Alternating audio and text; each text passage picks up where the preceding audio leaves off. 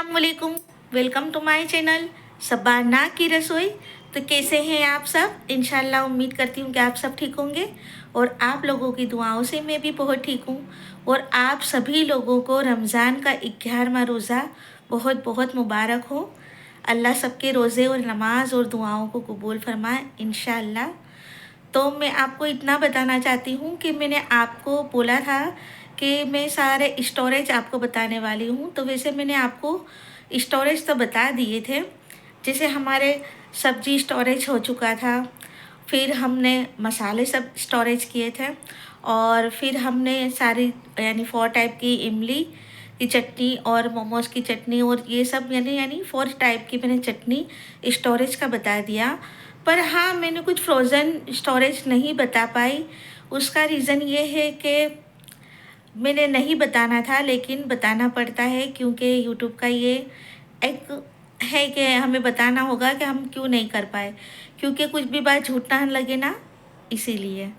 तो मैं नहीं बता पाई, इसलिए ना बता पाई कि मेरे ही कुटुंब में, मेरे ही परिवार में अलग अलग यानी मेरे एक जीजा हैं और एक जीजा यानी और एक मेरे अप्पी का देवर है और दूसरे फिर एक जीजा हैं। ऐसे करके 3 जनों की डेथ हो गई थी अलग अलग। तो वहाँ जाना पड़ता था, दूर था तब भी जाना पड़ता था। और दूसरा कि मेरे भाई हैं मुझसे बड़े, वो डायबिटिक पेशेंट हैं, तो उनका पैर का अंगूठा डॉक्टर ने काटने को बोला था कि काट देना पड़ेगा, निकाल देना पड़ेगा, पर उससे आगे जो प्रॉब्लम बढ़ेगी उसकी हम गारंटी नहीं लेते हैं। तो हमारे कुटुंब में यानी हमारे परिवार में मुझे हॉस्पिटल का सबसे ज़्यादा नॉलेज है। तो भाई का कॉल आया मुझे कि तेरी ज़रूरत पड़ेगी। मैंने बोला हाँ भाई, मैं आती हूँ आपके साथ। तो उनको भी जब भी यानी होता था कि आज जाना है, आज डॉक्टर मिलेंगे तब, तो उनको भी ले लेके जाया करती थी।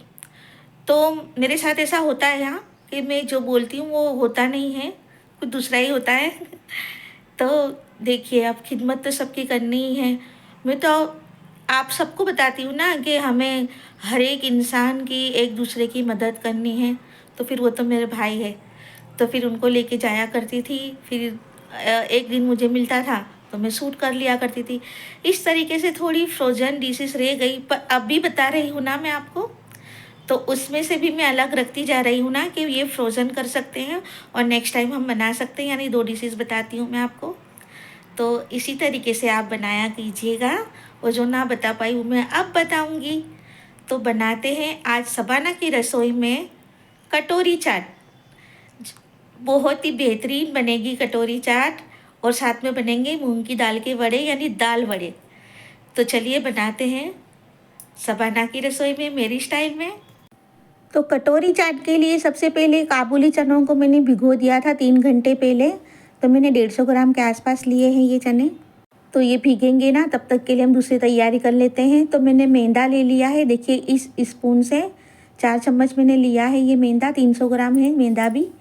तो पिंच मैंने इसके अंदर अजवाइन ऐड कर दी है, और हींग ऐड कर देंगे थोड़ी सी, इससे फ्लेवर भी बढ़ जाएगा और डाइजेस्ट में भी हमें अच्छा रहेगा। और नमक स्वाद के अकॉर्डिंग मैं डाल रही हूँ। तो चलिए थोड़ी सी जगह बना लें। इसके अंदर हम वाइन का तेल डाल दें, तो 2 चाय के चम्मच इतना मैंने ऑयल ऐड किया है इसके अंदर, और इसे अच्छे से गूंद लिया है। बहुत ज़्यादा नरम भी नहीं, बहुत ज़्यादा सख्त भी नहीं, जिसे हम समोसों का आटा लगाते हैं ना, इसी तरीके से। ऊपर से ऑयल स्प्रेड करके मैंने इसे आधा घंटा रख दिया था। तो तब तक के लिए दूसरी तैयारी कर लेते हैं। तो देखिए ये मूंग की दाल है, तो हम छिलके वाली मूंग की दाल से ही ये बनाते हैं दाल वड़े। तो मैंने भी इसे भी 3 घंटे पहले भिगो दिया था, काबुली चने भिगोए थे ना तब। तो इसी दाल से हम दाल वड़े बनाते हैं। कोई धोइली दाल भी यानी छिलके बगैर की भी दाल ले सकते हो आप, पर हम इसी दाल से बनाते हैं। तो बाहर जो मिलते हैं ना, ऐसे ही बनते हैं, इससे बहुत क्रिस्पीनेस बढ़ती है। तो देखिए धो लिए थे अच्छे, तो इसे छिलके निकल गए थे इसके। तो चलिए इसके लिए कुछ मसाले इस तरीके से पीस लेती हूँ। तो अदरक, लहसुन और हरी मिर्च मैंने ली है, थोड़ी ज़्यादा क्वांटिटी में ही लेना, तो इससे स्वाद बहुत अच्छा रहेगा। तो इसे दरदरा मैंने पीस लिया है देखिए। तो दाल अब इसी के अंदर ऐड कर देंगे, और बहुत फाइन पेस्ट नहीं बनाना है इसका, बस हमें दरदरा ही पीसना होगा, क्योंकि इससे बहुत अच्छे यानी क्रिस्पी रहेंगे और अंदर से सॉफ्ट। तो दरदरा नहीं, दरदरा ही पीसना है इसे। तो चलिए इसे पीस लेते हैं। तो देखिए थोड़ी अक्खी दाल मैंने निकाल ली थी, इससे भी क्रिस्पीनेस बढ़ जाती है। और उसी पतीली के अंदर मैं अब ये पेस्ट निकाल लूँगी। तो सबको मिला देंगे अच्छे तरीके से। तो ये बहुत अच्छे दाल वड़े बनते हैं इससे। सारा पेस्ट निकाल लेना है। और चलिए इसके अंदर अब नमक ऐड कर देती हूँ, स्वाद के अकॉर्डिंग नमक ऐड कर दिया है मैंने। और इसे बहुत ही अच्छा फेंट देना है ज़्यादा। और अगर आपके पास टाइम हो ना तो इसे आधे घंटे के लिए रख दोगे ना तो और अच्छे बनेंगे। पर मेरे पास टाइम नहीं था तो मैंने तुरंत ही इसे फ्राई कर लिया था, तो उससे भी अच्छे बनते हैं, कोई बात नहीं। तो देखिए इसे जब भी हम लेंगे ना हाथ में तब फेंट लेंगे एक बार। तो देखिए फ्राई करने के वक्त भी मैंने फेंट लिया था अच्छे से। अब फ्राई कर लेंगे इसे। तो पकोड़े जिसे हम डालते हैं ना गरम ऑयल में, इसी तरीके से इसे डालना होगा। तो ये बहुत ही अच्छे बनते हैं अल्हम्दुलिल्लाह। आप देखना इसे एक बार, इसे बनाकर देखिए और खाइए। तो आप बाहर के भी जो मिलते हैं ना दाल बड़े, वो भी भूल जाएंगे। तो आपके पास जितना बर्तन हो इतने आप डाल सकते हो। देखिए मैंने इतने डाले थे इसके अंदर। तो बस इसे 2 बार फ्राई करना है, नहीं तो एक बार इस तरीके से हम निकाल लेंगे। हम 2 बार फ्राई करने हैं इसे। तो दूसरी बैच भी मैं इस तरीके से डाल दूँगी। तो मैंने बस 300 ग्राम दाल के ही बनाए थे कि 2 पड़ोसी में पहुंच जाए और हम भी इसे इफ्तियारी में खा लें, हस्बैंड जी और हम। बस इतने ही बनाए थे मैंने। तो 300 ग्राम दाल से ही बन जाते हैं ये, ज़्यादा नहीं लेनी है हमें दाल। तो देखिए इसे अलट पलट कर मैंने फ्राई कर लिए थे, इसे भी निकाल लिए थे। और थोड़े ठंडे हो जाने के बाद हम वापस से ऑयल गरम करके इसे डाल देंगे। तो आप ऐसा भी कर सकते हो कि आप इफ्तियारी के टाइम पर भी इसे फिर से फ्राई कर सकते हो, तो बहुत ही गरम गरम रहेंगे ये। तो देखिए इस तरीके से इसे अच्छे से फ्राई कर लेना। अब इस टाइम आपको ये ब्राउन होना तब तक फ्राई करने हैं, तो ये ऊपर से इतने क्रिस्पी हो जाएंगे ना। तो चलिए इसे निकाल लेते हैं टिश्यू पेपर पर। देखिए कितने ब्राउन और क्रिस्पी बने हैं ये, अल्हम्दुलिल्लाह बहुत ही अच्छे बने थे स्वाद में भी। तो इसके साथ तो हरी मिर्च हमको लेनी ही होती है, यानी फ्राई करनी ही होती है, तब हरी मिर्च फ्राई कर लूँगी। तो मैंने 3 से 4 हरी मिर्च ली है। बस इसे भी केयरफुली आप फ्राई कर लेना। गैस बंद करती हूँ अब इस टाइम पर, दूसरी तैयारी करनी है हमें। तो देखिए ये बहुत ही अच्छे अंदर से सॉफ्ट और ऊपर से क्रिस्पी बहुत ही अच्छे बने थे ये, और लजीज भी। तो चलिए अब कटोरी बनाने के लिए मैंने मैदे का एक पेड़ा ले लिया है और इसकी पतली सी एकदम रोटी बेलनी है हमें। जितनी चाहे इतनी पतली बेलिएगा आप। और इसे एक फोक से हम इस तरीके से फोक कर लेंगे। और इतनी एक कटोरी आपके घर में होना तो ले सकते हो आप। बस इतनी कटोरी से ही आपको बनाना है।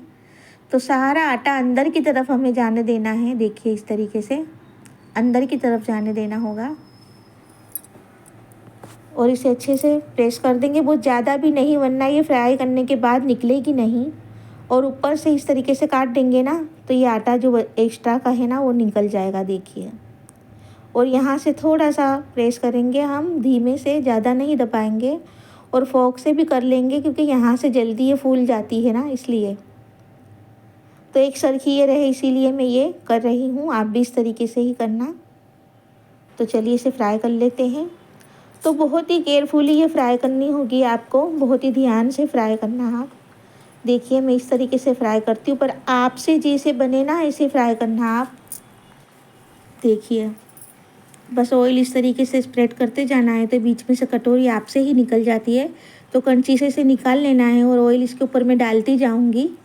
देखिए तो ये अंदर से भी फ्राई हो जाएगी। और बिल्कुल संभल कर काम करना है, ये बहुत ही केयरफुली करना होगा आपको। चलिए इसे निकाल लेते हैं। देखिए कितनी अच्छी क्रिस्पी क्रिस्पी रेडी हो चुकी है और ब्राउन भी। तो दूसरी भी इसी तरीके से मैं कर लूँगी। देखिए दूसरी भी इसी तरीके से बना लूँगी, दूसरी को भी ऐसे ही तैयार करना है। और ऊपर से आटा निकाल देंगे और इसे भी फ्राई कर लेंगे। देखिए तो एक दूसरा तरीका मैं आपको बताती हूँ कि कंची से ऊपर कटोरी खींचना आप, और इसे फोक से आप नीचे की तरफ प्रेस करना। चाट चाट वाली जो कटोरी है उसको। तो देखिए इस तरीके से भी निकल जाएगी, है ना। पर ये छूट जाती है तो आप बहुत केयरफुली करना, छूटना नहीं चाहिए क्योंकि बहुत ही गर्म ऑयल है ना, इसीलिए आप ध्यान से फ्राई करना। तो चलिए इसे भी निकाल लेते हैं। तो तीसरी भी मैं इसी तरीके से फ्राई कर लूँगी क्योंकि दो तो फ्राई हो चुकी है। मैं इसलिए बार बार आपको बता रही हूँ कि आप जब बनाएं ना तो बहुत केयरफुली आप इसे फ्राई करें। तो इसकी कटोरी आराम से निकल ही जाती है वैसे तो देखिए चारों चार मैंने इसे फ्राई कर ली थी। तो चने मैंने इसे उबाल लिए थे अच्छे से, और आलू मैंने इसे डाइस कर लिए, आलू भी मैंने उबाल लिए थे, और प्याज और हरी मिर्च और दही के अंदर मैंने आइस क्यूब ऐड की थी। तो चलिए एक टमाटर हम इस तरीके से चॉप कर लेंगे। तो जैसे भेल बनाते हैं ना हम, इसी तरीके से इसे बनाना है, ज़्यादा कुछ करना नहीं है। तो बहुत अच्छी तरीके से तैयार हो जाएगी। तो देखिए चने लिए हैं, प्याज लिए हैं, मैंने आलू लिए हैं, तो सारे मैंने एक पतीली के अंदर डाल दिए हैं सभी चीज़ों को, और टमाटर भी डाल देने होंगे साथ में, और हरा धनिया भी डाल देना है इसे चॉप किया हुआ, और नमक स्वाद के अकॉर्डिंग, और हरी मिर्च है लाल मिर्च है, कश्मीरी लाल मिर्च है, और नमक आपको देखकर डालना है क्योंकि ये जो मैंने बनाया था ना, आपको बताया था वो स्टोरेज में, वही ये चाट मसाला है। इसके अंदर भी काला नमक अक्खा वाला है, आपको पता है ना। तो इसे अच्छे से मिला दिया है मैंने, और 2 कटोरी की मैं असेंबल करूँगी अभी। 2 कटोरी रेडी करूँगी कि 2 कटोरी हम इफ्तियारी के बाद खाई थी, 2 कटोरी। और देखिए अंगूठा बहुत अच्छे तरीके से कट गया था भाई, तो संभल कर आप काम करना। तो चलिए इसे अच्छे से मिला देते हैं। तो चाट मसाला और सारे मसाला का स्टोरेज मैंने डाला हुआ है, मेरे चैनल पर मौजूद है, देखना आप। चाट मसाले मैंने काले मिर्च, जीरा और अक्खा काला वाला नमक लिया था, बहुत अच्छी तरीके से चाट मसाला बनता है। तो देखिए सारी चीज़ों को मैंने कटोरी के अंदर डाल दिया है, आलू, चने, प्याज, टमाटर, और ये ठंडा ठंडा दही, आप दही चाहो इतना डाल सकते हो। और अब ये खजूर, आमली और गुड़ की चटनी है, तो ये भी मैंने स्टोर की हुई है, अपने चैनल पर मौजूद है। 4 टाइप चटनी, आप जब सर्च करोगे ना 4 टाइप चटनी शबाना की रसोई पर, तो आ जाएगी ये चटनीज़। तो देखिए ये अब तीखी वाली चटनी है जो पुदीना, हरी मिर्च और कोतमीर से बनी हुई है, हरे धनिए से, तो वो वाली मैंने ऐड कर दी। फिर से मैंने खजूर आमले की चटनी ऐड की है। इतनी अच्छी बनी थी ना ये, इतनी लजीजदार बनी थी ना, बहुत मज़ा आ गया था खाकर। तो देखिए चाट मसाला भी स्प्रिंकल कर दूंगी, वही चाट मसाला है ये। और अब सेव के बगैर तो चाट पूरी हो सकती नहीं, तो ये नायलॉन सेव है, नायलॉन सेव मैं ऐड कर रही हूँ। और ये बूंदी डाल रही हूँ, हमारे यहाँ इसे ममरी बुलाते हैं अहमदाबाद में। और अब हरा धनिया से मैं इसे गार्निश कर दूंगी। तो देखिए रेडी हो चुकी है हमारी कटोरी चाट, अल्हम्दुलिल्लाह बहुत अच्छी बनी थी। आप बाहर लेने जाओगे ना तो बहुत ही महंगी, बहुत ही ज़्यादा ये मिलती है, यानी कॉस्टली। आप घर में ही बनाएं, तैयारी कीजिए। तो अब ये जा रही है दस्तरखान पर, और अलमान मेरा साथ दे रहा था, लेता जा रहा था मेरे हाथ में से, देखिए दस्तरखान पर रखता जा रहा था। और ये तो उसकी फेवरेट डिश है। तो देखा ना आपने कितनी इजीली दोनों डिशेस बन गई। तो हस्बैंड जी की फरमाइश पर दाल वड़े, और बेटे की फरमाइश पर कटोरी चाट। तो इजीली हम चाहो तो बन जाता है ना कुछ भी।